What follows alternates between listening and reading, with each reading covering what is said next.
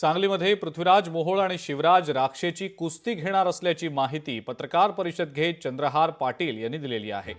निर्विवाद कुस्ती स्पर्धा कशी होते हे सर्वांना दाखवणार असून दोघांचा सन्मान करून प्रत्येकी 25 लाख रुपयांचं बक्षीस सुद्धा देणार असल्याचं चंद्रहार पाटलांनी सांगितलंय। आज जाहीर करतो,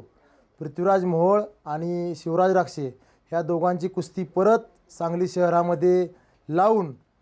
दोघांनाही 25-25 लाख रुपयाचा बक्षीस देऊन त्यांचा योग्य ते सन्मान करून सांगली शहरामध्ये लावून संपूर्ण महाराष्ट्रामध्ये तो एक वाद तयार झालेला आहे की अन्याय झाला किंवा नाही झाला किंवा पंचांची चुकी काय चुकी, ह्या सर्व गोष्टीचा पडदा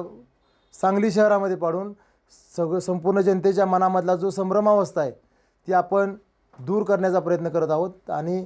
लवकरात लवकर या दोघांच्या वेळेनुसार सांगली शहरामध्ये ही कुस्तीचं आयोजन करून संपूर्ण महाराष्ट्रातल्या कुस्ती शौकीनांचा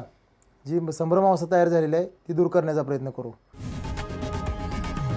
लोकशाही मराठी ऐका, पहा,